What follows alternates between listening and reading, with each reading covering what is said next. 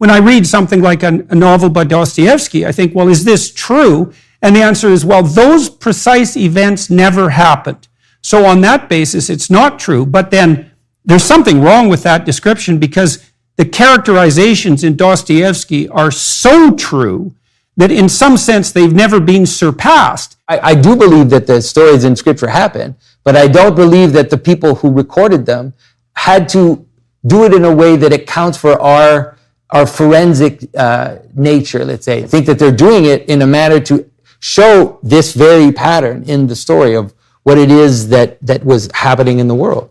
If you're going to be a believer, you have to be able to say, in the words of the Creed, that you believe in the virgin birth, that you believe, most importantly, in the resurrection. Many of us can walk 99% of the way there in terms of belief in the truth of the story. Or as Betjeman puts it, but is it true, is it true? And then stumble on the last thing.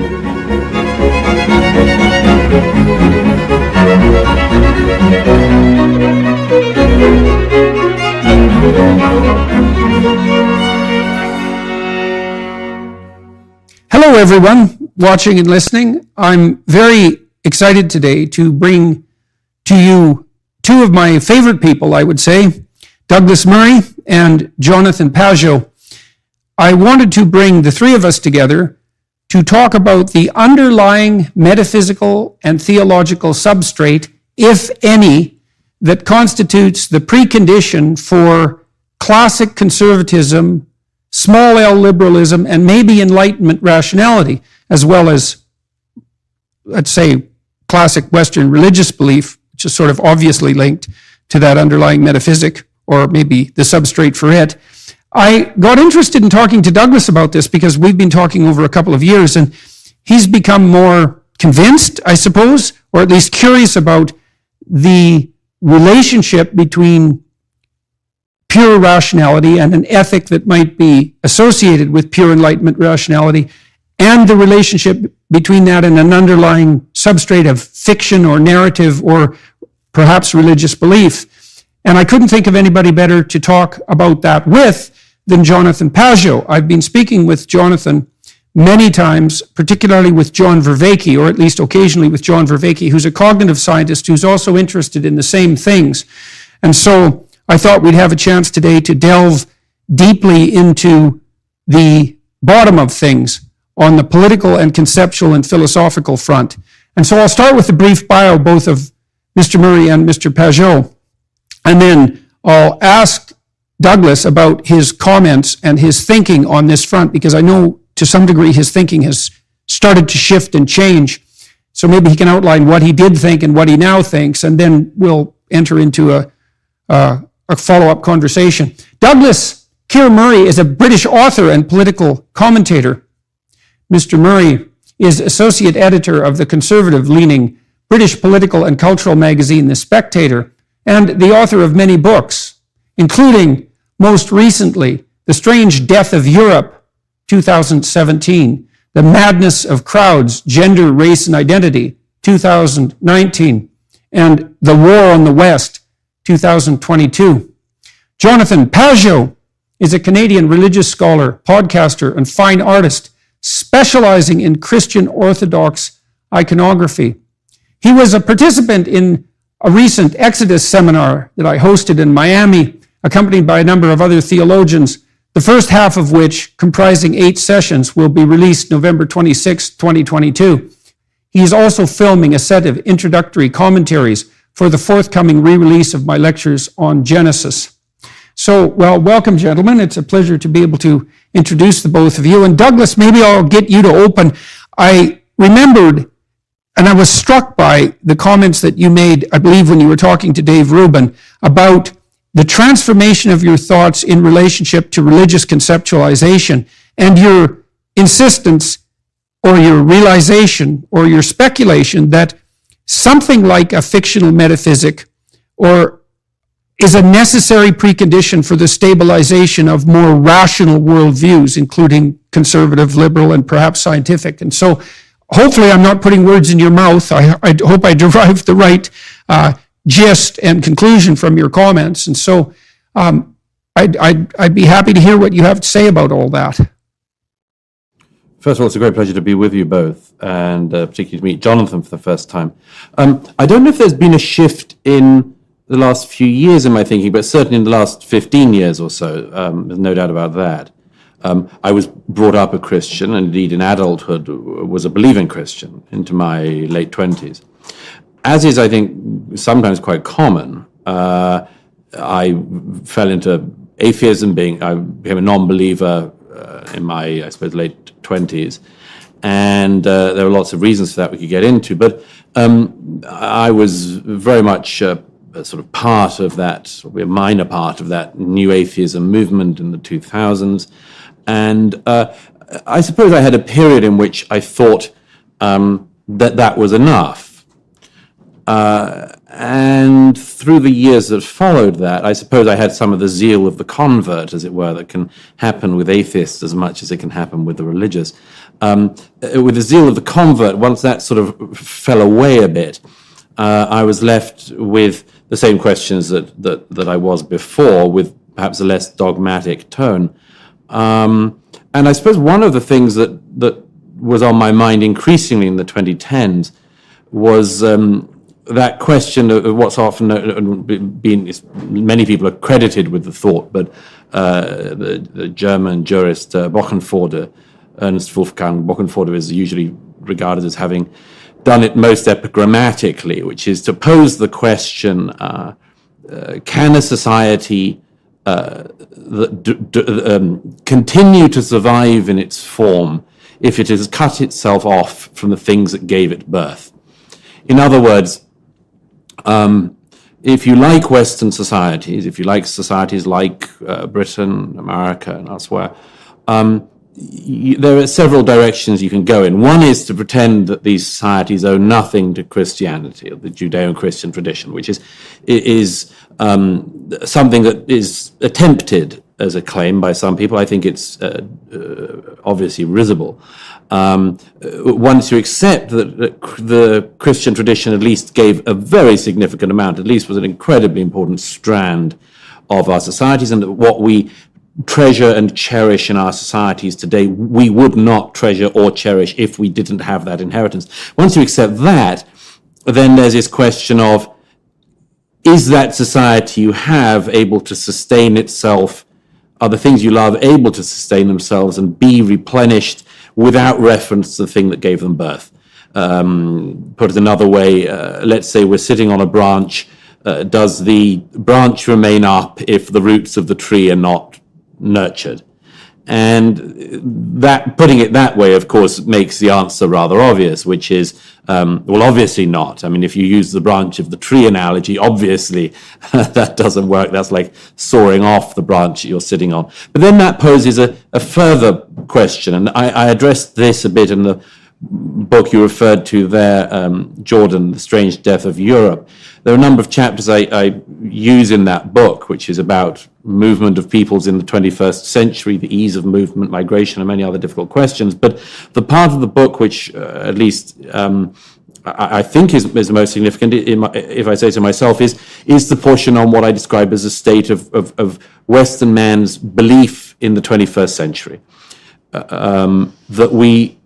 That history has happened, discoveries have happened, biblical criticism has happened, Darwin has happened, science has happened, discoveries have happened, the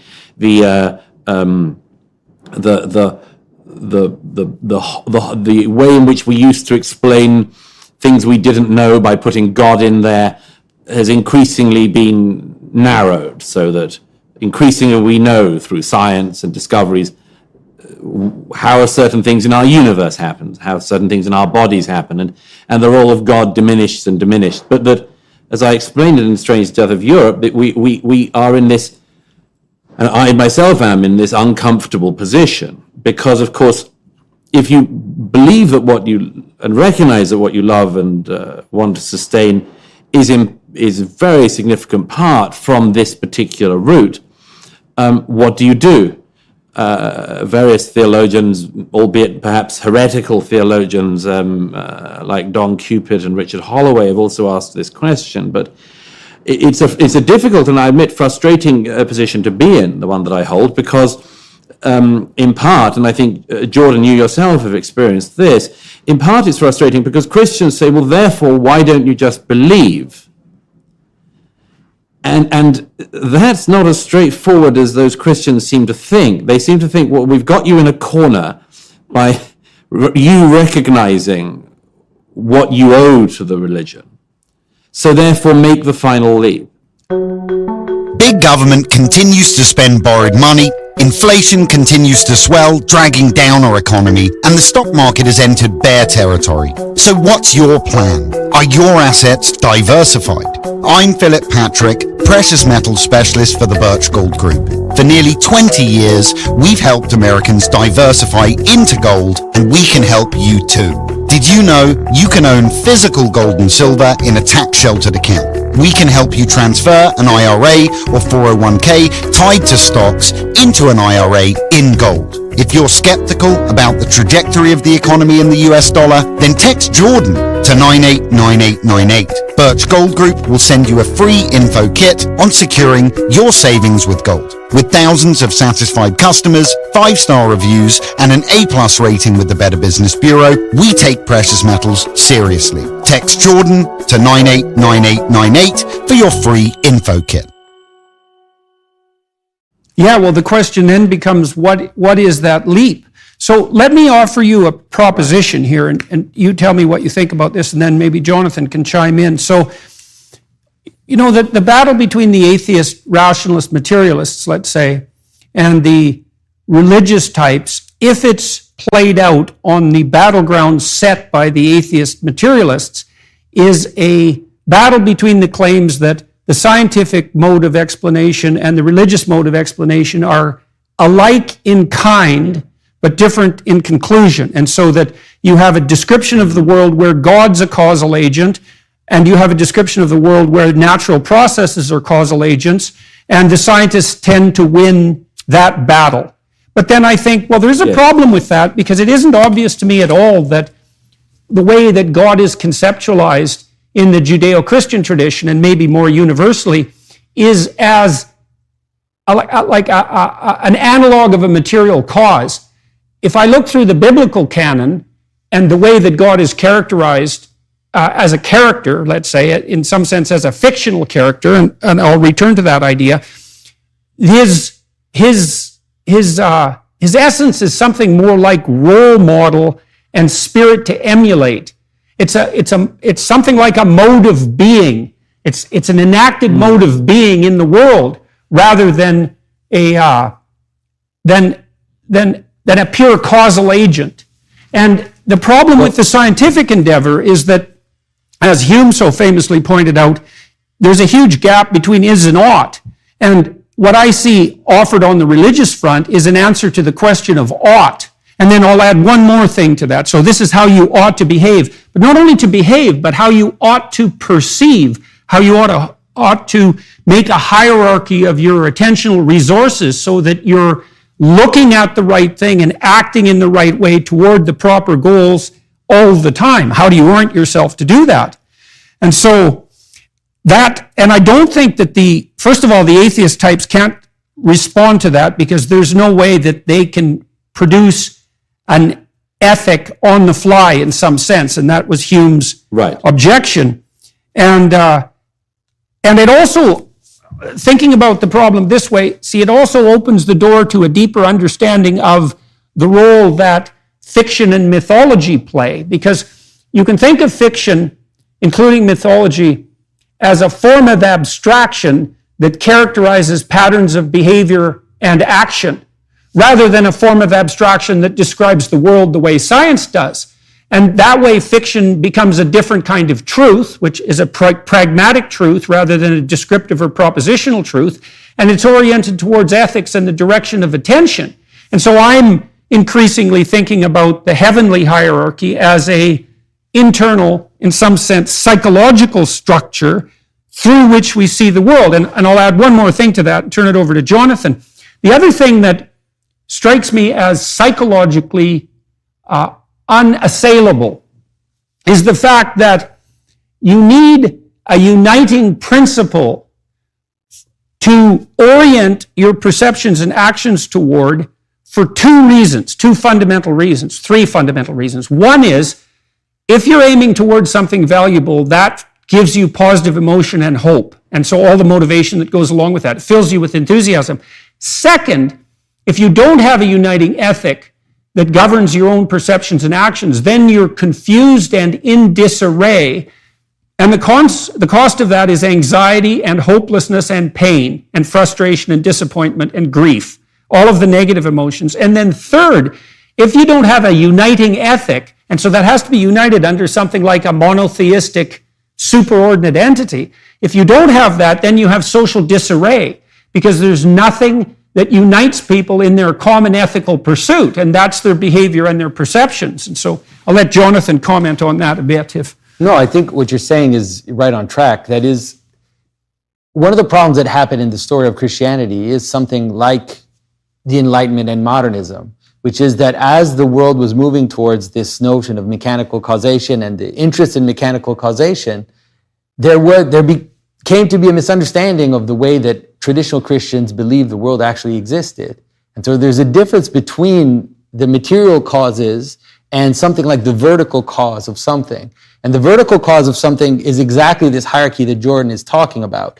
And I would push what Jordan is saying even further. That is, it does actually affect, to a certain extent, even the is, because we can't perceive an is without a hierarchy of attention and without a hierarchy of perception, because the world is indefinite in detail and in quantity. And so for even to be able to say this, to point to something, to say that, is already in this hierarchy of something we could call vertical causation. So this glass has millions and millions of aspects to it, but we nonetheless are able to see it as one. And the fact that we see it as one is a total mystery to scientists. They don't know how to account for it. They use words like emergence, and you could just use the word magic and it would be the same. It's like this jump into unity. That is the type of causation that we talk about when we talk about religious causation. Well, that unity that you discuss in relationship to the glass is a pragmatic unity, because it's a unity of good. That's also unity of good. Well, then you think, well, it's an ethical, in a general, very general sense, it's an ethical unity, because it is an ethical unity. Well, I would say in a specific sense, because if you were a photorealist painter, you could spend a month painting all the reflections on that glass. It's a very complex thing to perceive, but you perceive it as a unity, and we know this neuropsychologically. We know this scientifically. You perceive it as a unity because you can grip it, and because you can raise it to your lips, and because you can drink it, and because you need to drink water to survive, and you are willing to drink water to survive because you believe emotionally and motivationally and perhaps rationally that survival is a good, and that's dependent on your belief that human existence in some sense is a good, and that it's striving towards some sort of higher unified order. And you might think, well, you don't need all that to perceive the glass. And the answer is, yeah, as a matter of fact, you need all of that to perceive the glass. And if you lose some of that because of various forms of cortical damage, let's say, you enter into the realm of all sorts of bizarre blindnesses. And so that point you make about the is being dependent on the ought is also extremely interesting, because if the world is infinitely complex, which seems to be the case, or close enough, the hierarchy of attention you bring to bear on it, and so your intent, determines in no small part the array of manifestations that infinity will produce in your field of apprehension. And that does determine to some degree at least what elements of the object you have access to, and then manipulate and then bring into being. I've been thinking about objects too as this, so they have this reality surrounded by a field of possibility, right? And so the object isn't just what it is, it's also a set of things that it could become with varying degrees of difficulty depending on your intent. So it's a combination of being and becoming. Could become a weapon, but it couldn't become a car. Right. So it has an identity, but it's also surrounded by a field of possibilities. That's a good way to talk about it. Right. And so the point is that when we look at the way that the creation of the world is described in Genesis, it's related exactly to that. God creates something, sees it, and sees that it's good. And so there's this notion of apprehension of identities, and realizing that those identities have to do with the fact that they're bound up in a value judgment, even though it's not necessarily moral. It's just a value judgment about how good something is. Because if I see a glass, I am always asking, is it a good glass? Even if I don't do it consciously, necessarily, because I know that it's there to grip and to drink from. And it's the same, even scientists are doing that because they have to focus their attention on something because they can't study everything at once. They have to decide, I'm going to study this, and I'm going to decide the reason why I study that, and therefore I'm going to be able to identify the facts that fit with my theory and prove my theory. So even the scientist is moving in this type of perception of the world, even sometimes without realizing it. I'd like to make a comment on the scientific front too, and I really started to think about this after talking to Dr. Dawkins, and I suppose to some degree to Sam Harris too, on the atheist front. And so I know that as the death of God in the Nietzschean terms has progressed, we've lost faith in an increasing range of underlying realities, and the first might be the deistic reality. But then what we've seen happening under the onslaught of postmodernist thought is that we're starting to lose faith in the idea of fact itself. And then I was thinking, well, what's the precondition for being a scientist? And I thought, well, in some sense, there's deistic preconditions, because one of the things that characterizes scientists, and this includes people like Dawkins, who's a real scientist, is that the scientist presumes axiomatically that there's a transcendent realm outside the domain of epistemological theory. So if you have a scientific theory and you're a real scientist, you know that your theory, which is really what you see when you look at the world, you know that your theory is insufficient in comparison to the reality that transcends it. And so then as a scientist, what you try to do is you try to pit your theory up against the transcendent reality so that it fails, so that you find something about what you don't understand that is able to make itself manifest. Then you adjust the theory to get a better grip on the world, and you assume while you're doing that there's an underlying logic to the transcendent object, and that analysis of that underlying object is both corrective and redemptive. And as far as I can tell, those are all essentially axiomatic religious claims, and that they're preconditions for any true empirical science. And then, so what that implies is that if we lose faith in the transcendent hierarchy, we might lose the entire scientific endeavor. Let me just briefly, if I may, take us away from the glass of water, because I only have Jonathan Pageau's word that it is a glass of water, and I don't want to get into that. Let me address what I think is a sort of a necessary thing to begin with, which is the issue of the magisteria. We are talking about them separately, but of course the interrelation of them. Whether or not the realms of science and religion are overlapping magisteria or not. And of course some people would claim that they're absolutely unrelated. We're getting towards, I think, in this discussion, the realization that of course they're overlapping to some degree. We don't know exactly how much. Jonathan probably thinks very significantly. I suspect Jordan thinks to some extent, and I would say to some extent as well. But let me throw out then two issues that I would put as a challenge both for the religious and the non-religious in the discussion that we're heading towards.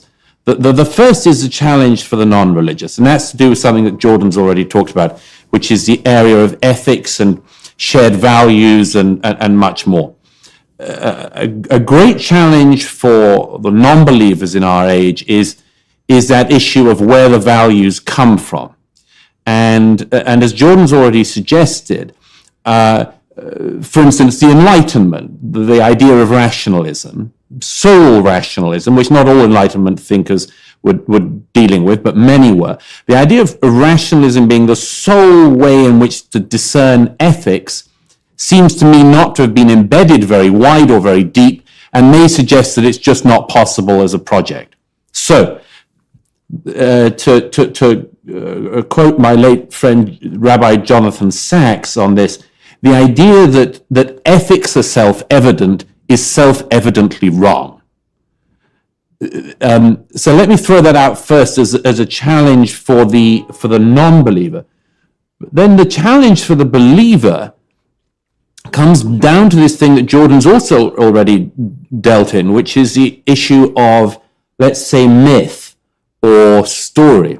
Because we might agree, for instance, that we need a story to agree upon, or a myth to agree upon, or a set of ideas to rely upon and to ground ourselves in. And that doesn't necessarily, of course, by any means lead to the fact that those things are also true. We get into the realm of what Schopenhauer in the Dialogue on Religion, which always made a huge impression on me, deals in, where he says, of course, what he describes as the tragedy of the clergy. That the tragedy of the clergy is that they know the necessity of the thing, they know the truthfulness of the story, in a certain sense of truthfulness, but could never admit, or their job would be over, that that's what it is. In other words, they have to continue to deal in it as if this is not simply story or unifying myth or anything like that, but is something which has a truth claim behind it. And then let me just say one other thing on that, which is this.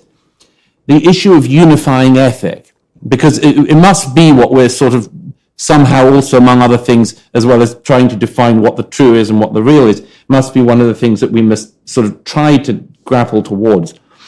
The issue on this seems to me to be, is the Christian ethic, the Christian tradition, to think of it in Hegelian terms, is it an exhausted force or an unexhausted force? This for our age seems to me to be one of the absolutely crucial issues to address. Is it exhausted or unexhausted? All right. I have a few things to say. First, about the idea of the ethic question. Now, there's something which is actually, especially in your project, there's something which is more than about ethics and about how we should act. It has to do with the glass, sorry, Douglas, but let's bring it to people now.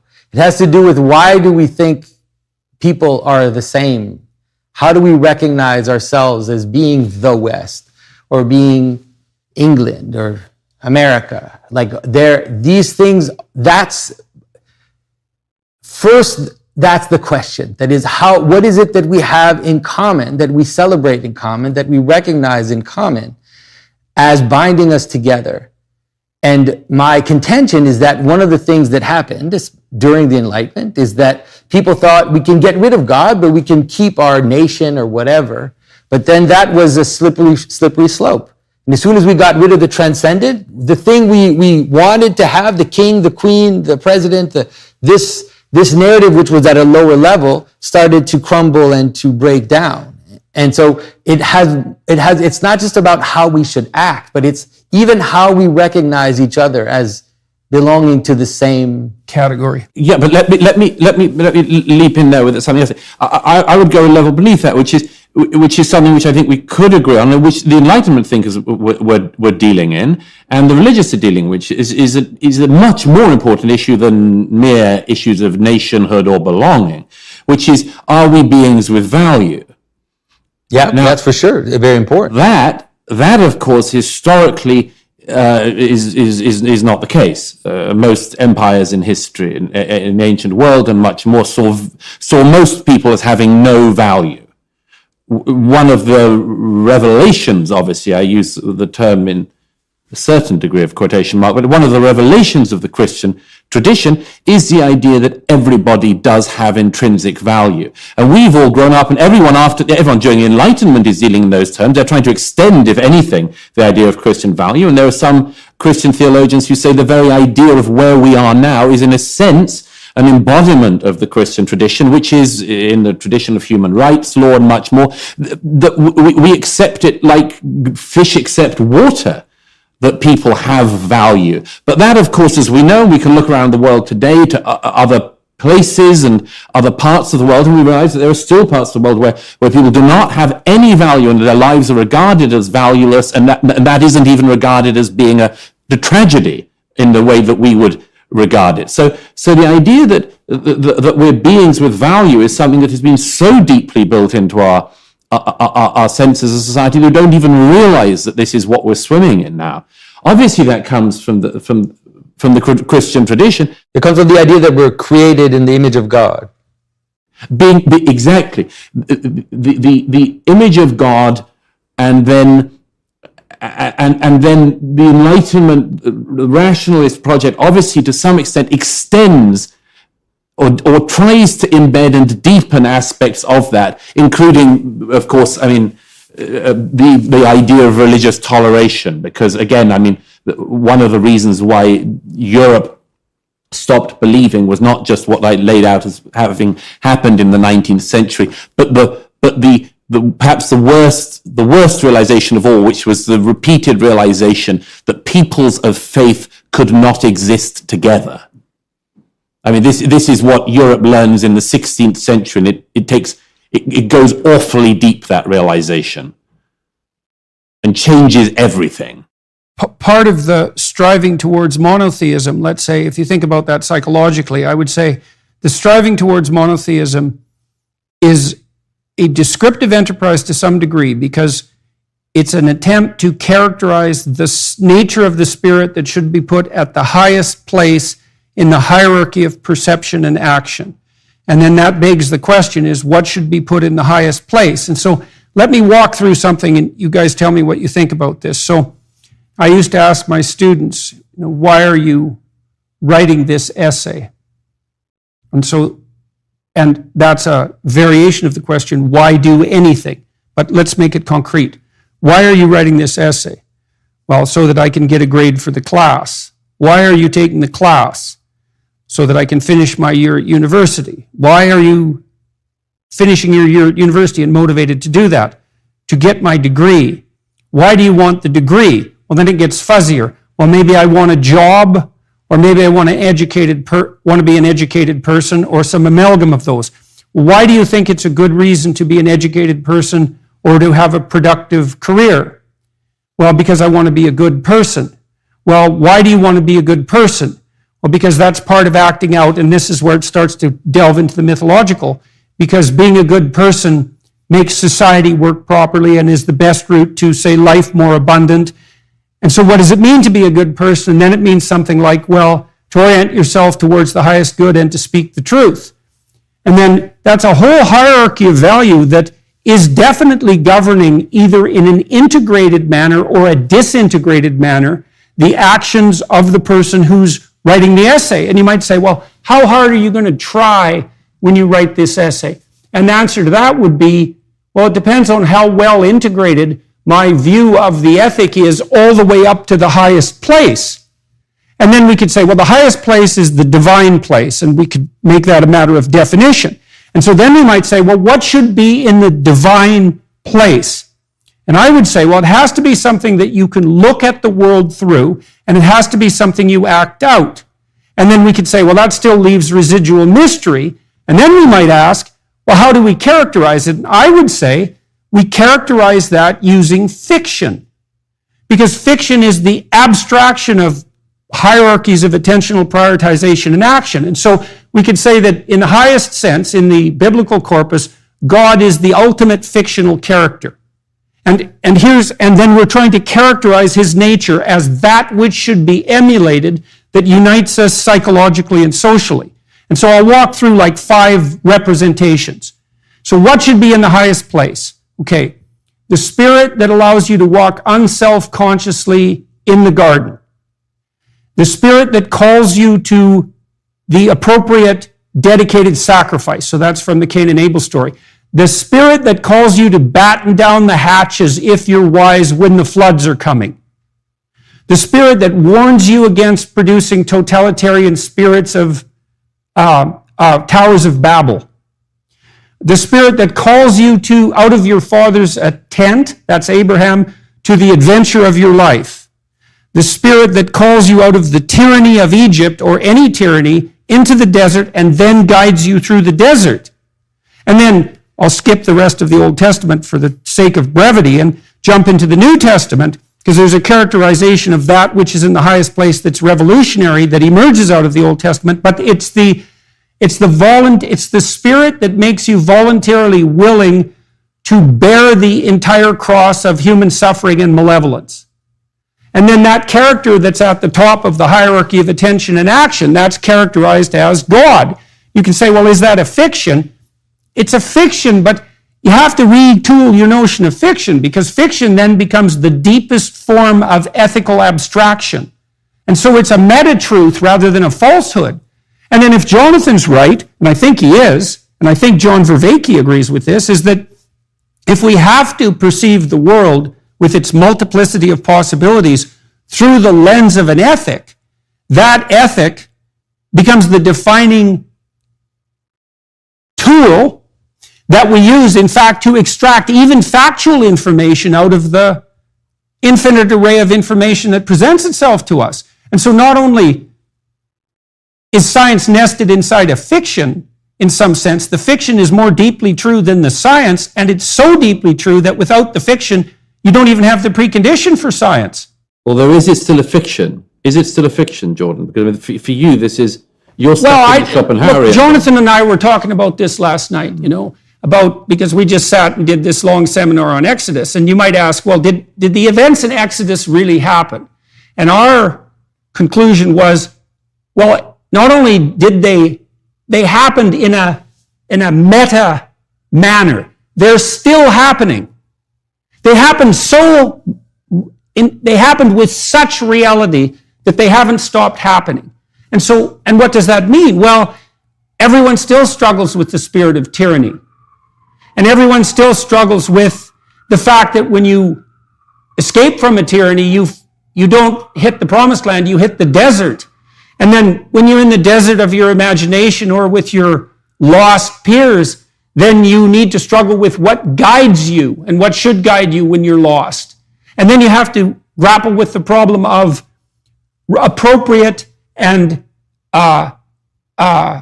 reliable forms of governance, because that's all part of the Exodus story. And so it didn't happen the way a happening would occur if you just detailed it out as a camera holding empirical observer. It happened in a way deeper way that just doesn't stop happening. So I think that for me, like, for sure, the fiction thing is a difficulty for me, that category. But I can follow the process and understand this idea, let's say, of this abstracted story that moves up. But then what I think is that it's causal, that we're actually discovering a pattern which is causal to the rest. And so that it's not just that it's a fiction, it's actually that which makes it possible for the world to exist. And so the word fiction at this point becomes ridiculous. It's not a fiction, it's actually the source of reality. And so that's God, right? It's the source of the possibility for reality to exist. And the manner in which, let's say, that happens is not just a description of mechanical causes. It has to do with this orientation towards the good, this ethic which comes down and makes it even possible for us to perceive the world. And so I think that for me, for sure, it's not a fiction. I think that the events in Scripture happened, but they don't have to be described in a way that is equivalent to our scientific understanding, because they're trying to account for more than our scientific understanding. Just like, well, the reason I would throw a word in here for fiction, I mean, we would have to retool our understanding of what fiction is. Yeah. And so that's part of the problem. But when I read something like a novel by Dostoevsky, I think, well, is this true? And the answer is, well, those precise events never happened. So on that basis, it's not true. But then there's something wrong with that description, because the characterizations in Dostoevsky are so true that in some sense they've never been surpassed. And I do think, to elaborate on Jonathan's point, is that imagine that human beings, like any other object, have a being and then a realm of possible becoming. And I would say our attempts to characterize the spirit at the top of the attentional hierarchy is an attempt to flesh out and to discover the realm of human possibility. And so it does bring it into being to some degree, even though it's implicate in the order. And that would be the logos of the world, right? It's like, what's the Bible about? Well, it's about people, clearly. And so everything that's detailed out in those stories is about the nature of humanity. Now, how that's related to the nature of the divine is something we're trying to puzzle out, but it's clearly about people.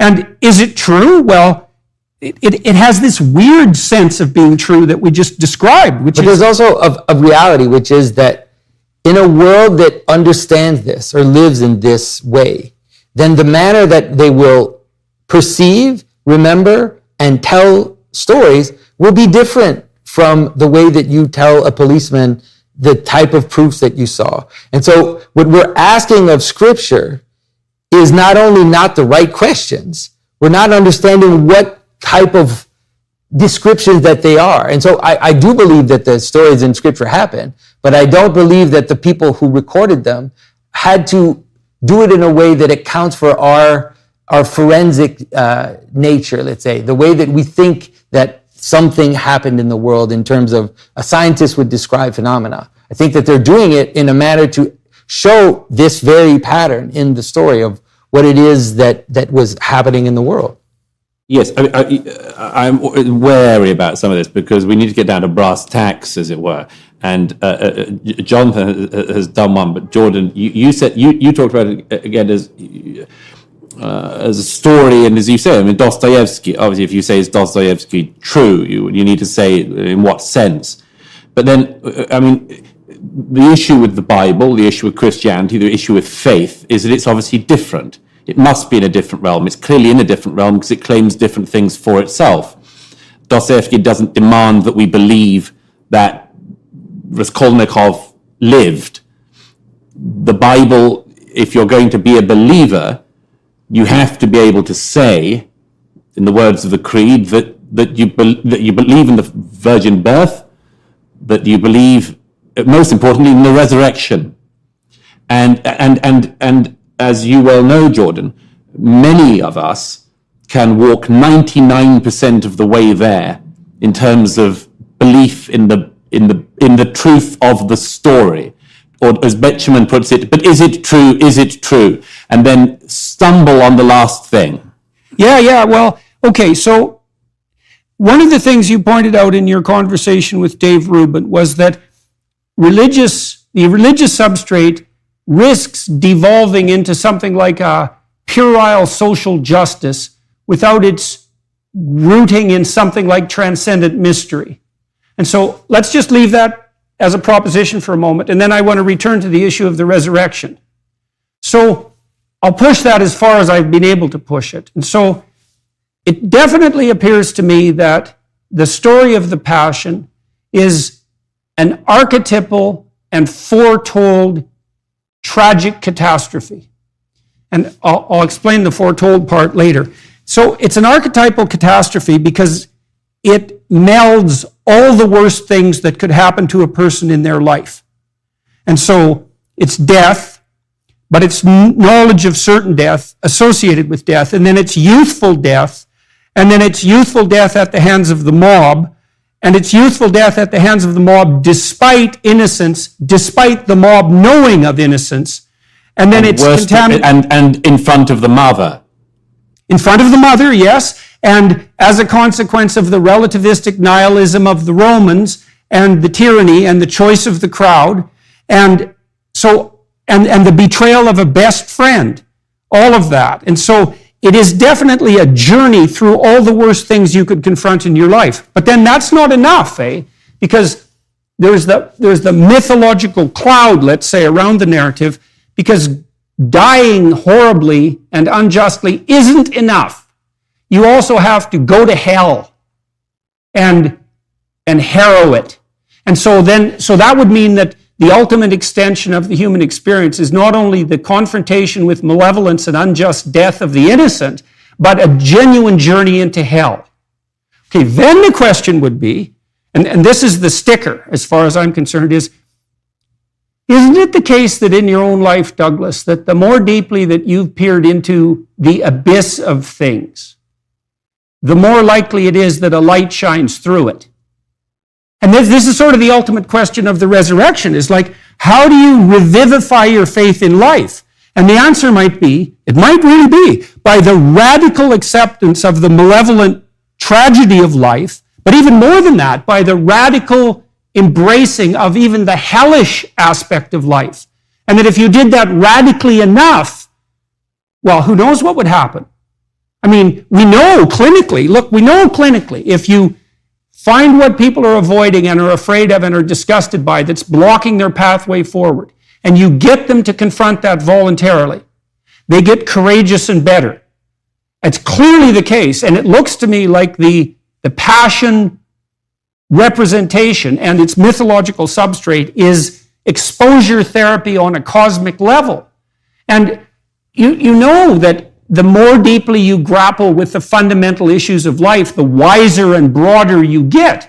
And then I guess I would ask, if everyone did that to the utmost, what would it be that we might be able to conquer? And I don't know the answer to that. Life would radically transform. I mean, I see what happens because people write me all the time. I see what happens when people adopt a certain amount of responsibility for their life. I mean, they write and they say, man, everything's way better. And it's like, okay, how much better could it be?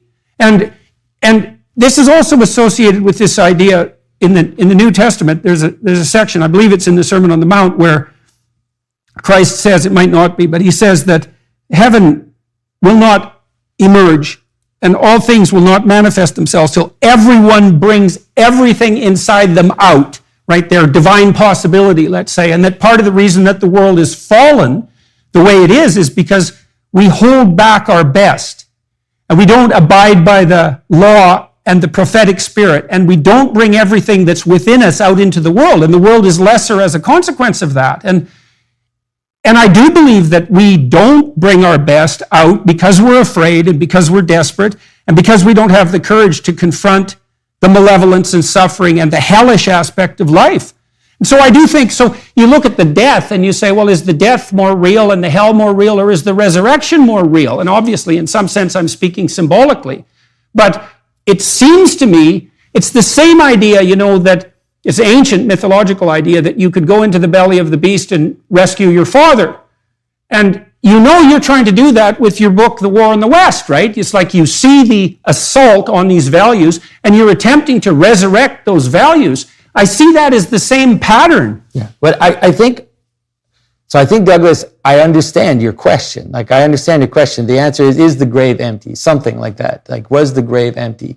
And this is, I think, where maybe it's the most difficult for many materialists to understand. And I know that my ramblings about the glass and about the good and about this might seem like it's going all over the place. But it's actually supremely important to understand that if you change your perception about the manner in which the world exists, focused based on the idea of a good, of an ethic, that it's what underlies even the factuality of the world, then that which will convince me of the truth of the resurrection is not about a bunch of material facts. It's about the imposition of that story as being so real that it overwhelms everything else. And it shines a light on everything else. Through the image of the resurrection, we're able to see everything through it. And so if you ask me, what is the mechanical cause of the resurrection? How is it that this body could have, I would say that is obfuscated not only in the text, but also in the creed. The reason why in the creed it says he rose again according to the scriptures is because nobody wanted to try to give you a mechanical description.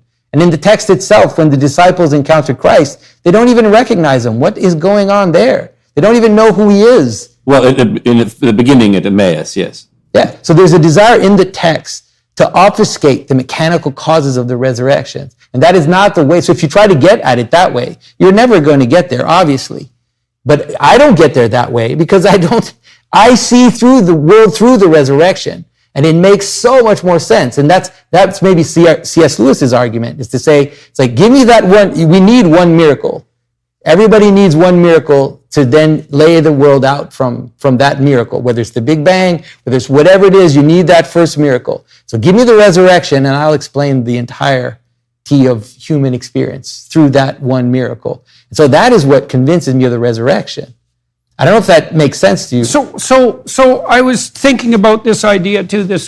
I'm sure Jonathan will have some criticisms of this idea, but we'll see. So there's this idea in Christianity that the voluntary sacrifice of Christ redeemed the world. And so then you might ask, well, and that's already happened in some fundamental sense. But the stories that put proposition forward play with the idea of time in an extreme way, because you have the notion, for example, of God being the Alpha and the Omega and being outside of time. And so the manner in which time is being used in the stories is very mysterious.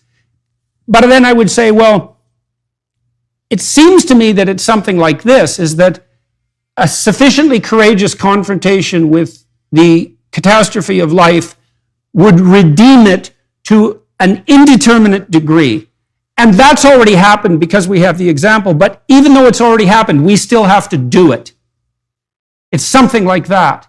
And you know, there's this emphasis in the biblical writings in particular that each person has a divine part to play, and that in some sense, the part that each person plays is equally necessary and equally valuable.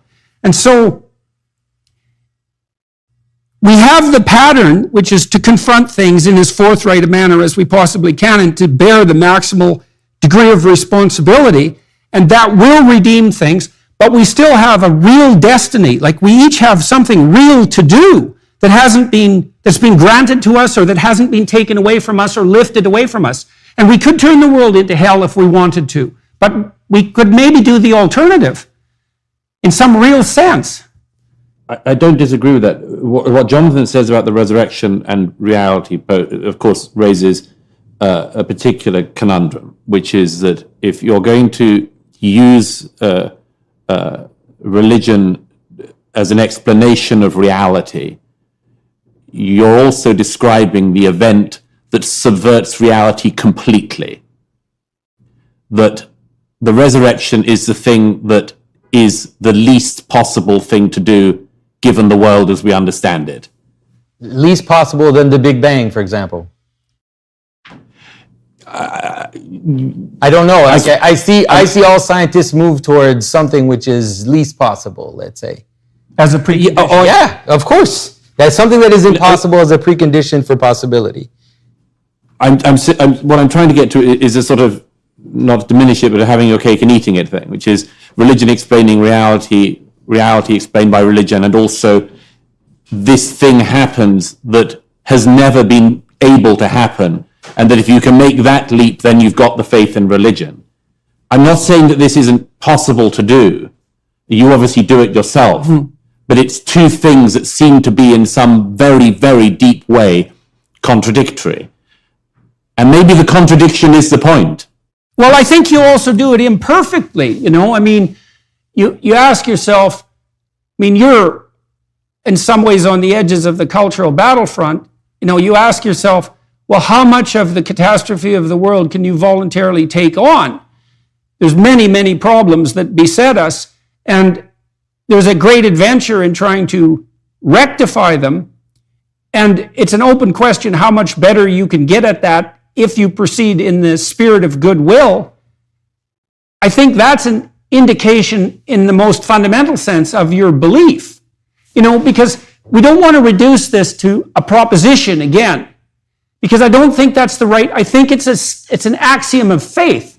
It's something like, okay, do I believe in the resurrection? It's like, well, it's not a scientific proposition.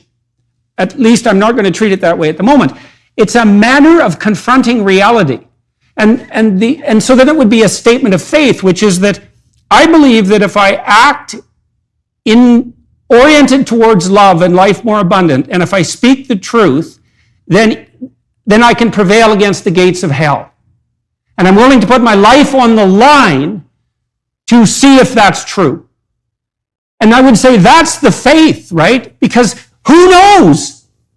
But what's the alternative? It's like, are we going to accept the ultimate, what would you say, the ultimate metaphysical reality of the pointlessness of being and the atrociousness of hellish suffering? I mean, it looks to me like we can rectify that. And it also looks like we have to move towards that rectification in something like faith, right? Okay, but let me return to the two questions I posed earlier on about this, where the thing that the religious have a problem with and the thing that the non-religious have a problem with. Putting my cards on the table, I would be relatively happy for Jonathan's view to be dominant in my society, and for me never to be asked whether I literally believe in the resurrection. To dodge the question. I'd be relatively happy for that to be the situation, because there is the place where we get into an awful lot of problems. But that there is virtue and good in what he's describing. We could leave it as a mystery unless our age happened to be leaning on this because it needed to know whether the story was literally true, more than Dostoevsky, more than the great poetry, that it was the thing that we relied on more than anything. You would need to know that in that situation. So I think that for sure Christians believe that the resurrection happened, that it's an event, that it's something that is not just a fiction in the simplest sense. But they also do insist that you can't describe it in terms of mechanical causes, that it cannot be reduced to that. And so when people always ask me, like, did Jesus sit up in the grave? And I'm like, that's not what the text says. If you read what it says in Scripture, it leaves it very mysterious at what the event is. I think for the reason that it is in some way a meta event. It's an event which is, even in Scripture, there's even this description that talks about Christ as being the lamb that was sacrificed before the foundation of the world. That is the notion that the death and the resurrection of Christ is in some ways the foundation of reality. So, and it's not, I know it's hard because people are such scientists and such materialists that they struggle, but that's why I try to help people understand this, the fact that attention precedes phenomena.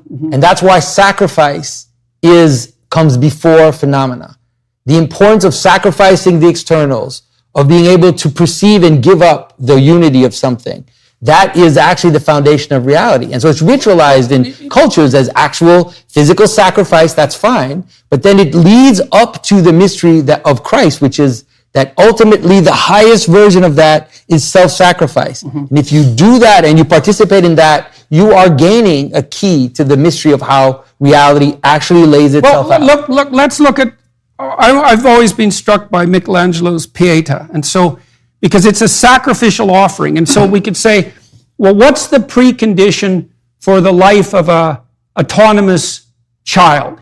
And the precondition is that the mother is willing to offer up the child as a sacrificial entity in the face of life. And the psychoanalysts used to describe the necessary failure of the mother. So that's the anti-Oedipal mother. The Oedipal mother protects and shelters, right, and then destroys because of that.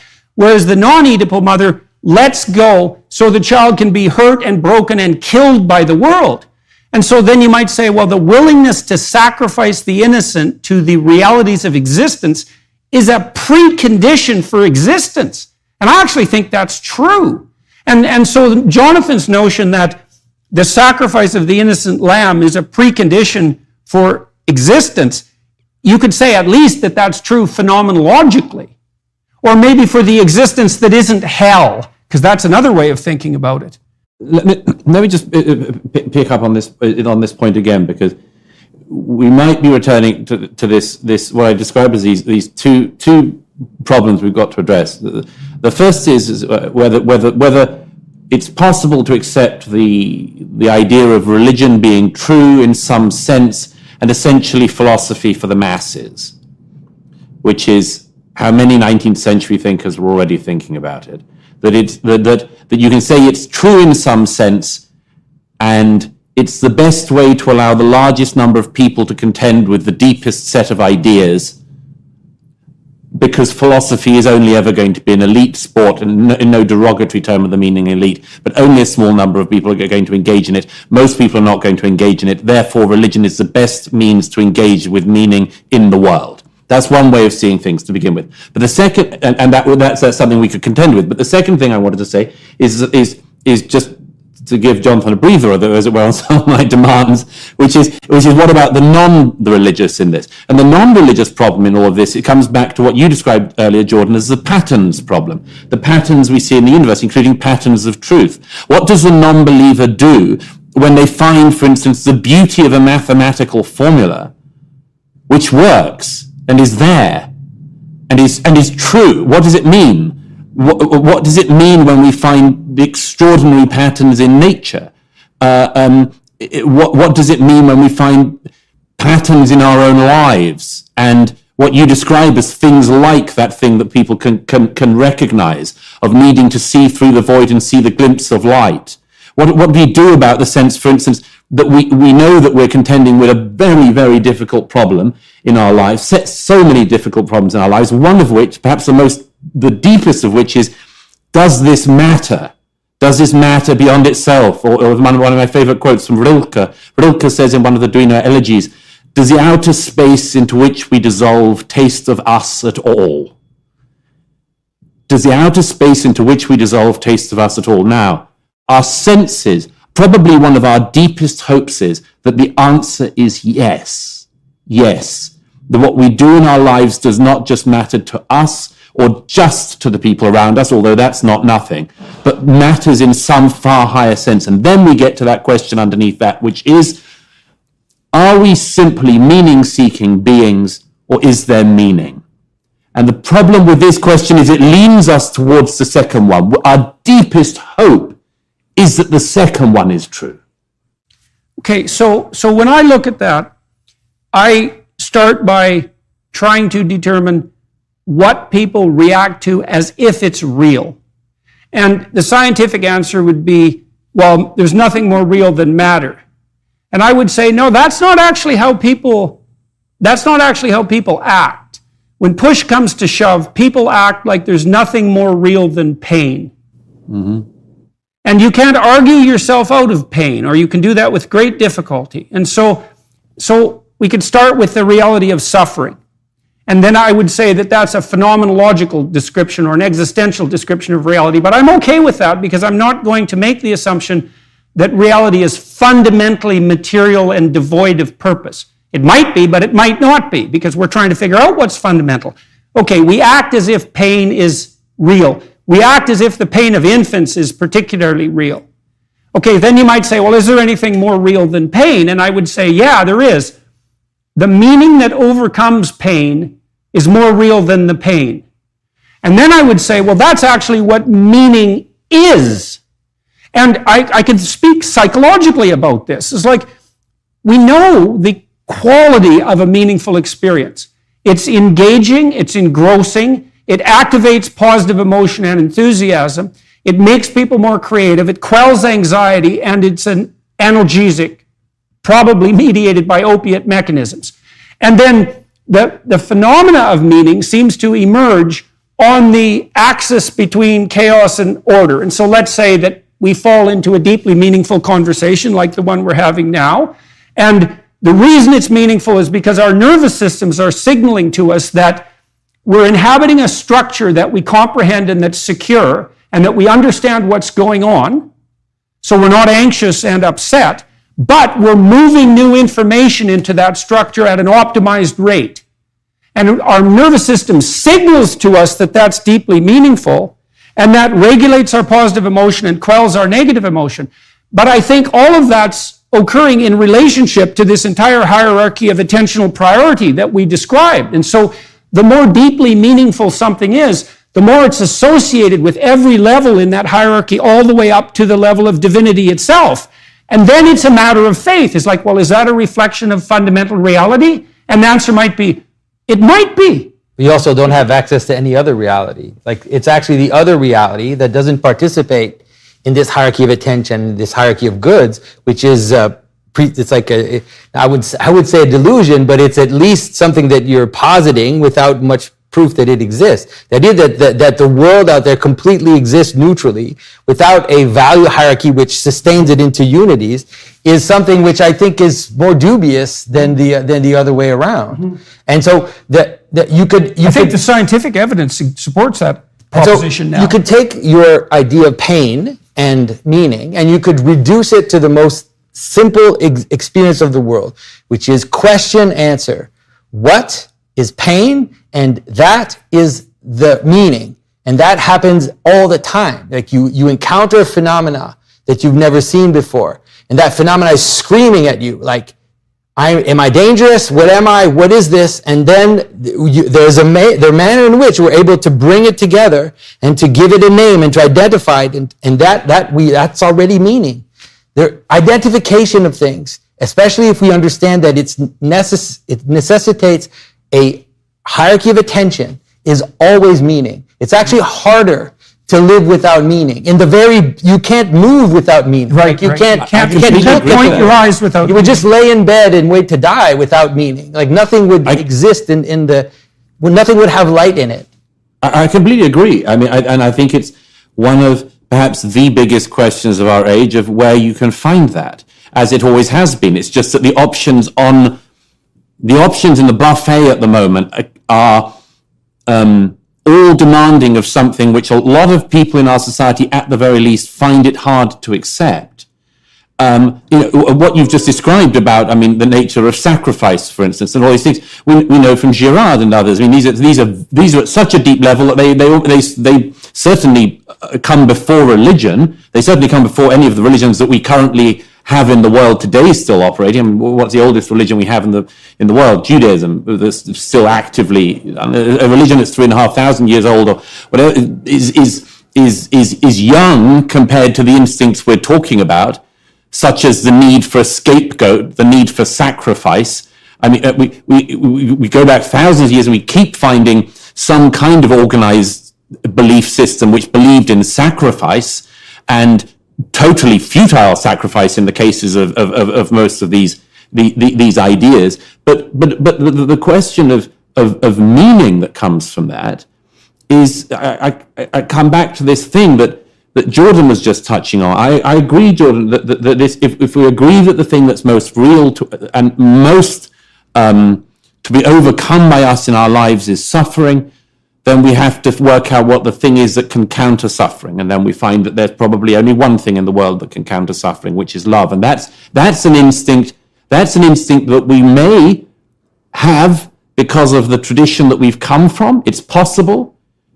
Or it's possible that it's at such a deep level that people had it whether they came from this tradition of ideas and reality or not. Well, I think it was at least latent there before, because that also brings up the question of to what degree something exists, accepted potential, before it's been dramatized and conceptualized. I mean, I think if you look at the work of people like Frans de Waal with non-human primates, chimps in particular, you see the emergence in chimp social hierarchies of something like long-term reciprocal altruism as the basis for the stable polity and society. It's not oppression and it's not power. Now, you might say, well, is that love? And the answer is, well, it's sort of love the same way that a chimpanzee recognizing himself in a mirror is sort of self-consciousness. But once it's elaborated up and turned into something communicable and sharpened by dialogue and philosophical inquiry and aesthetic effort, it becomes more real, right? It's a possibility that becomes deeper and more real. Well, look how weak the exhaustive force of even the thing we're talking there as perhaps the most real thing has become in recent generations.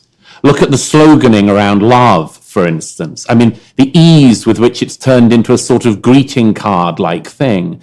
The placards of protesters saying all you need is love. The sort of John Lennonism of the society. We know that in some sense, even this deepest and most important thing can be cheapened if it's not, as you say, sharpened, unless it's made actual in some way. As if you don't have something around it that makes it stronger. It's like I always contend, one of the oddities of being in a society that's essentially post-Christian, or at least post-literal Christian, is that people hold on to bits of it, like, angels or angelic forces, without having any idea what they're talking about, other than as a nice idea of something they dream about. Don't you think that the idea of love is deepened by its admixture with the appreciation of hell and suffering? I mean, my family has been through very dire illnesses lately, and one of the things that guided us through those illnesses was love. And I don't think that you have any sense of the depth of love unless it's experienced as the antidote to cataclysmic tragedy and malevolence. Let me add one thing to that. I agree. Let me add one thing to that, though. Love may be the thing that can support you through terrible suffering, the love of your loved ones towards you, and you towards them. But there's something more than that, which is which is a bigger ambition, a bigger drive. I don't know if you know the On an Arundel Tomb of Philip Larkin. His description, I'm sorry to keep reverting to poets, but maybe it's a good thing to keep reverting to.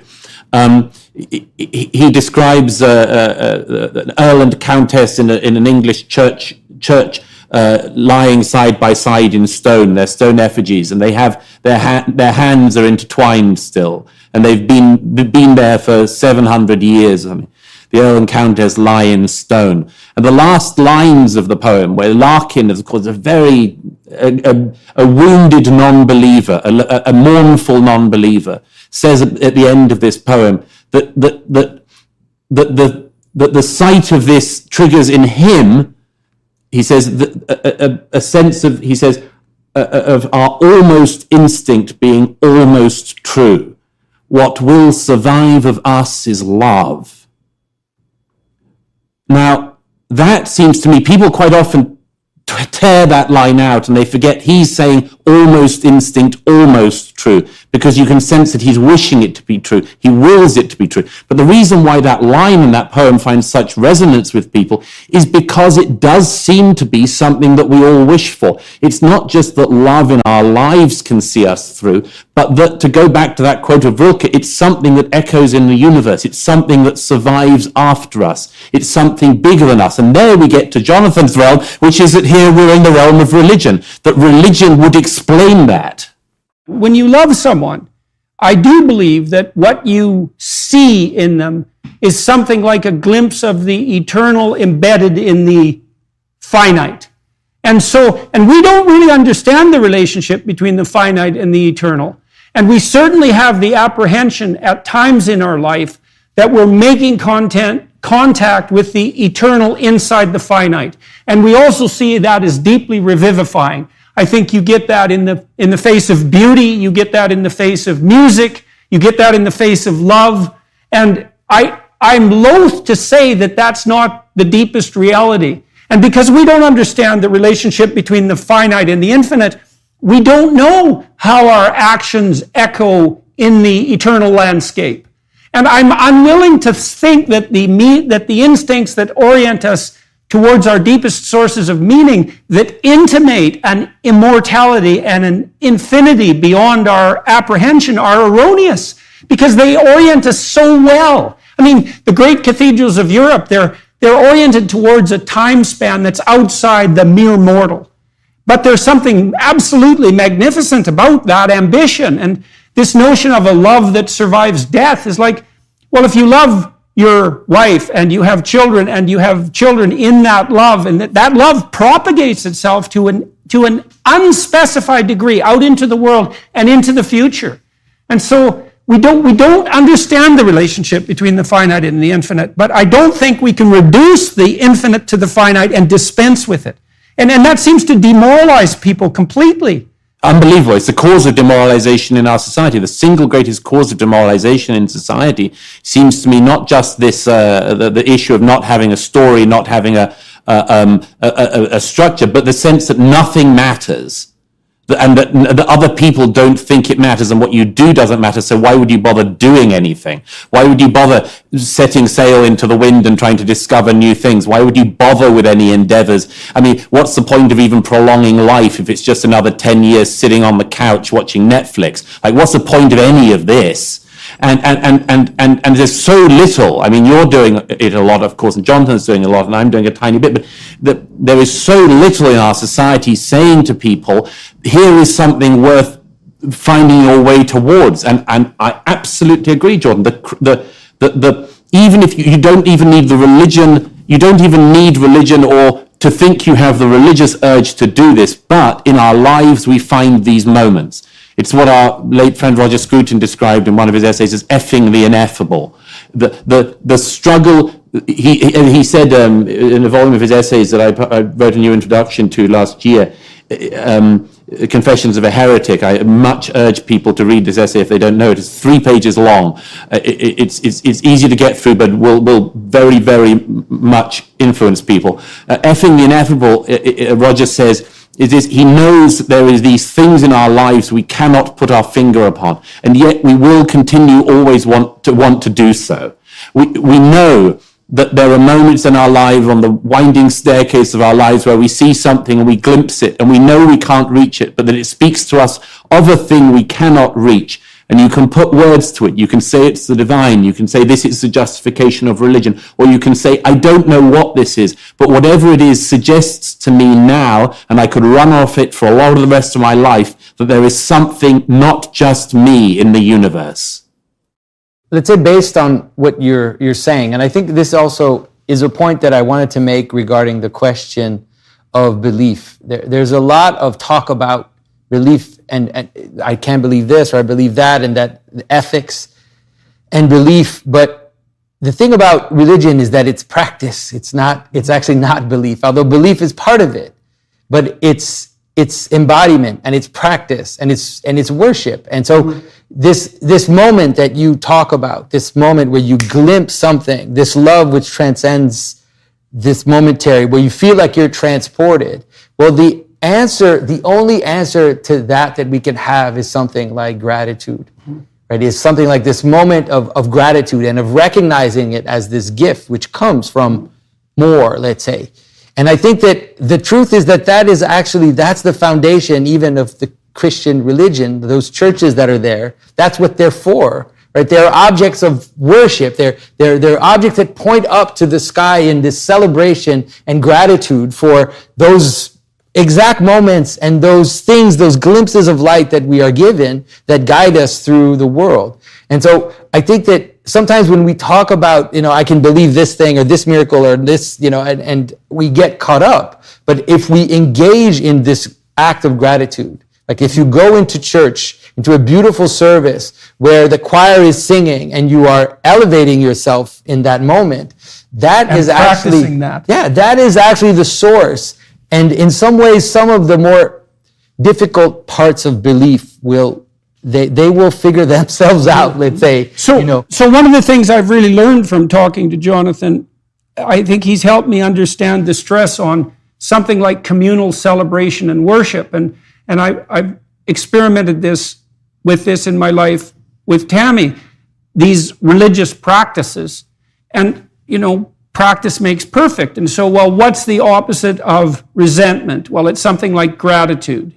Okay, so maybe you could practice being grateful. And what's the opposite of deceit? Well, it's truth. So maybe you could practice telling the truth. And the opposite of hate is love, etc. And you can practice these. And then at least you could say that what happens when people are going to church is that they're attempting to point themselves towards the highest good and to practice. And the belief is that the practice is worthwhile. It's not if it's reduced to the propositional, then we end up in the weeds. But, I've been always struck by the beauty of European architecture, especially the classic Christian architecture, which is stunning beyond comprehension in some real sense. And it's something to be able to open yourself up to that. And you are opening yourself up to a glimpse of the infinite. And then you think, well, how do people find themselves revivified? And I would say, well, you can look at communal practices. We go to sports stadiums and we celebrate masterful athletes hitting the goal, which is the opposite of sin, because sin means to miss the target, means to miss the mark. And we go to rock concerts where we can collectively worship the harmonious patterns of being spontaneously played out. And we find respite and nourishment in great literature and in the love of our friends. And there is a way to live that encourages you to seek that out and to notice the fact that it's revivifying. And I would say that's the practice of faith. It's like, I could get better at being grateful. I could get better at caring for other people. Obviously, this is one of the key advantages. And I don't say that with any derogatory spin, but this is one of the key advantages of religion. Organized worship, organized weekly worship, as you say, the moment of being able to feel grateful, which, as you know, I wrote about this in my last book, is the only possible answer to the culture of resentment. But absent a weekly hour or hour and a half where you you have that. You have to recognize your sins and what you've done against other people, and you have to signal that you would like to be better going forward, and that you would like to, after all, this is what the Eucharist is about, memorialize again the most important thing that happened. Unless you have that, as it were, in the calendar, for most people, all of these things slip by, and it's always going to be you're never going to find the week in the hour in the week where you even turn off your damn iPhone and look out the window. So of course, organized religion always has this very distinct advantage. I know it myself. Whenever I sidle into the back of a cathedral, usually for an evensong, it has to be said, because this seems to me to be the best way to engage without engaging beyond your level of tolerance, shall we say. And by the way, I add a side note, which is something I'm sure you'll both agree with, which is that one of the great tragedies of our era is that the churches have pretty much given up all the most beautiful things they had, including giving up the most beautiful liturgy they had, giving up the most beautiful music they had, often closing the most beautiful buildings they have, and replacing it with a sort of banal third-rate Greenpeaceism. I mean that aside, as my friend Tom Holland says, I'd love them to concentrate on the weird stuff. I'd love them to concentrate on the angels and the cherubim and the resurrection and the Virgin, but I wish they did that. And it wasn't just another place where you get another manifestation of the same boring, regurgitated pap of the time. I wish that the churches would do that more. But that aside, yes, this is one of the great advantages of religion, and it signals that there is something we need to do. We do need to, as human beings, engage actively in these processes we're talking about. Otherwise, we will always push them off for another day. Well, and collectively, so when I was a kid, there was a corrosive, cynical attitude towards Sunday Christians as well. These people go to church for an hour and they're Christians, and then the rest of the time they go back to their old wayward ways. And I kind of bought into that as a teenager and regarded it as a form of hypocrisy. But then when I got older and possibly wiser, I thought, well, at least they were bloody well doing it publicly for an hour. Like, that's not nothing. It's 50 hours a year. It's what, $3,000 in a lifetime. That's a third of the way to being an expert. And what are we going to replace that with to get rid of the hypocrisy? Well, we're not going to ever devote any attention whatsoever to any of that. And look at the movements that have tried to take, 19th century movements, late 20th century movements that have tried to replicate parts of it. I don't know if either of you are familiar with the Sea of Faith movement, started in the 1980s. To a great extent, I think certainly Jordan, you and I would have almost 100% agreement with this movement that recognized what Nietzsche had done, recognized the existential position that we were in as modern man in the late 20th century. There used to be groups, they used to meet on a weekly basis. There are some, I gather, now, but they've pretty much dwindled away because they don't work unless you have that revivifying central force, and that's where Jonathan has his great advantage. Well, and you pointed in the last bit of your commentary, you pointed to the fact in your discussion with Holland is that if these collective acts of worship and orientation towards the good aren't rooted in the kind of transcendent mystery that's outside the domains of the political, whatever that means, because we don't know what's outside the realm of the practical and the political. Well, the realm of the mysterious and eternal. And to the degree, when I go to Orthodox Christian ceremonies, I think I'm probably most at home there, I would say, because all of it's ancient and all of it's liturgical and musical, and there's no propaganda. And it's such a relief. When you and I went to David Byrne in New York, remember? And that was a pretty good show. And it got transcendent because Byrne's quite the musician. And then right in the middle of it, there was a piece devoted to woke propaganda. And it just blew the entire atmosphere. And you think, well, you have to be aiming at something transcendent and eternal and that contains the infinite in the finite. And why wouldn't that be incomprehensibly weird? And isn't it possible that the emphasis on phenomena like the virgin birth and the death and the resurrection and the word at the beginning of time and the sacrifice of the lamb aren't all part of that language that nails down the finite to the infinite in a way that isn't amenable to the mere disruption of reason? Like music isn't amenable to the mere disruption of reason. It's got to be something like that, because look what we do in the cathedrals. They're stunningly beautiful. They take hundreds of years to build. They're full of music. They're full of strange practices and Gothic symbolism and death. And it's very uncanny and strange, but it's not trivial. I don't think any of us think it's trivial.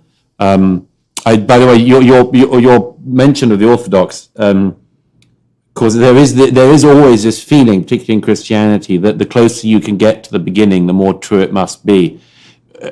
Which is, I think people sense that in music, certainly in worship. I suspect that the small but significant rise in Tridentine Catholics in our day has something to do with that. You know, people, when they are rediscovering, for instance, Catholicism in our era, a few of my close friends have done it, they don't tend to go to the sort of weakest forms of Catholicism. They go to Tridentine Catholic Mass, Latin Mass Catholicism. And I think that's totally understandable, in the same way that people would go to some of the Orthodox churches for that, because it seems to go back further. And the point with that is always you need to get right back. You try to get right back to the beginning. And I know, Jordan, you'll know, I can't remember if you've been to the Holy Land yet, but one of the things that's so striking about it, of course, is that if you go to, I don't know, if you go to Nazareth, or Nazareth's not a good idea these days, but let's say to the Lake Galilee, and go to the spots where Jesus is believed to have called his disciples, and there's a church there, and you see the lapping water on the shores,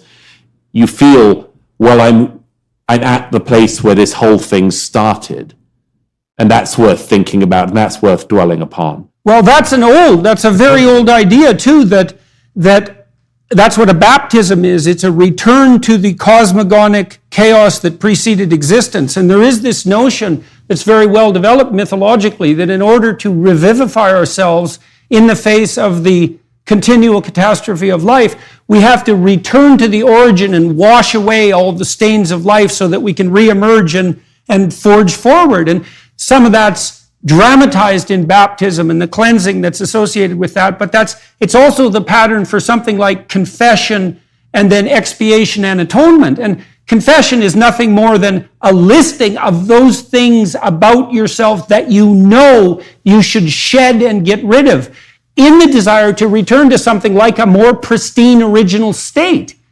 And I think that state is associated with childhood and play, which is, there's an intimation in the New Testament, right, that unless you become as little children, you cannot enter the kingdom of heaven. And that is a clearing away of all that traumatic catastrophe that's associated with maturation, and a return to that playful and joyful spirit that so delightfully characterizes children, unconscious though they may be. But I think, like, in terms of the return to the Tridentine and the Orthodox, there's something more that's happening, and it has to do with our discussion to a certain extent. And it has to do with something which changed in Christianity during the time of the Enlightenment and the Reformation and the subsequent centuries, where Christianity did end up being reduced to something like belief in certain things that happened, and was reduced to a kind of materialism, and began to compete with science and materialism in ways that ultimately didn't look right.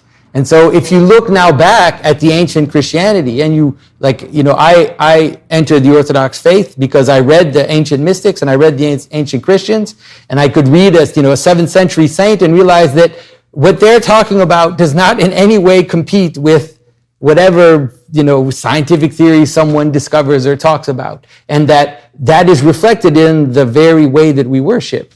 That we don't have an hour and a half sermons, and we don't have the same type of moralization that you will find in modern churches, but it is rather this kind of cosmic dance, this kind of cosmic participation in this act of gratitude and it really is something like a cosmic dance. You were trained as a modern artist, and you returned to the okay. So that's a return to the origin, and you were trained as a postmodernist as well when you were an artist. So why did you return to the source, and what has that done for you? But it has to do with something like what we're talking about. Like, postmodern art has become a kind of caricature, where it is a comment upon a comment and upon a comment. It almost gets reduced to propositions and getting the joke and this type of inner language that is actually not connected to reality anymore. And so, looking back in time, I realized that, wait a minute, traditional arts were arts of participation. There are arts of celebration of one's own world, whether it is your culture, your tribe, but ultimately a celebration of God. And I realized if I want to make something real, something that isn't just some strange comment upon something else. Something ironic. Yeah, something and ironic and satirical. Then the only way to really get back to that is to engage in liturgical art. So by making things for churches. So making things for churches is possibly the realest thing an artist can do, because you're making something that is beautiful, that is proportional, and that is there to enter into a community, participate in that community's existence, but is also made in the celebration of that which is highest. And so I think that that's the highest form of art. Let me comment on something Jonathan just said and then something you said, Jordan. First of all, the issue of modern art, I agree completely. I mean, there is nothing so disturbing as going through a museum like MoMA or Tate Modern. I mean, these are effectively, I think, warehouses of junk or future junk. It's so dispiriting to find a total lack of craft, a total lack of any serious ambition, the kitsch, the irony without end, and perhaps worst of all, I denigrated Netflix earlier, but let me roll back a bit. I don't know if you've seen this recent Warhol documentary on Netflix, because it absolutely characterizes the problem that I'm sure I think you describe as having run into as an artist working in modern art, which is that you see again and again, apart from the limitations of his own imagination, I don't say that lightly, Warhol's problem is he roughly knows how to ask questions. I mean, he sort of finds his way towards the basic questions, like, what are we doing here? What survives of us? What's love? And the problem is, he gropes his way towards these questions, sometimes quite literally, but he has absolutely no idea of how to answer them. I mean, it's like he becomes famous for raising really quite banal questions and having no answer to them. And that seems to me completely to be the situation you describe with modern art, which itself describes something very, very dangerous in the culture, which is that it's a culture that knows how to raise certain questions, thinks it's rather brave to raise certain questions, but has no idea of how to answer them. And that brings me to what Jordan said, and about this undoubted revivifying that comes from the breaking of nature, as it were. There's a very, and this is about them remembering those facts in acts of communal worship, which, as I say, is a great advantage of organized religion. There's a very moving description by one of Wittgenstein's pupils of a tutorial with Wittgenstein in Cambridge in the 1920s. Obviously, I don't need to explain, I'm sure, the significance of Wittgenstein to any of our listeners, but one of the things that perhaps people don't realize is the unbelievable magnetism of him as a teacher. The sense that his brain could do almost anything. And one of his students once said, I remember a book I was reading about him, that one day in a tutorial, Wittgenstein said to his student, I mean, he said, take this wall, for instance. If I walk through it now, and the student said, I thought Wittgenstein was going to walk through the wall. His mind, everything about it was so extraordinarily powerful, I thought he was going to break nature. And of course, that was enough to fuel that student for the rest of their life. To be one of Wittgenstein's students and to have been near a brain that seemed capable of breaking nature. And then we get back to that thing, Jonathan, which you've raised, which is maybe this idea of a thing so strong that it breaks nature is the thing you need to revive and to run off, and the thing that will not exhaust. Well, I think, gentlemen, it's hard for me to imagine a better place to close than that. We should do this again after thinking about it for several months, and I would like that very much. I'd like to thank everybody who is watching and listening and following, and hope that you'll all attend as these ideas continue to develop over the next while, which we certainly hope they will. And so, Jonathan, do you have any closing? No, closing that to was, say? that was pretty great. good. That's a good ending. Yeah. Well, Douglas, it's always a pleasure to talk to you, and Likewise. The conversation had all the qualities that I was hoping for. And so we'll keep hashing this out. You know, we're getting somewhere with this, as far as I can tell. And so hopefully everybody listening and watching will find that as useful and productive as we found it.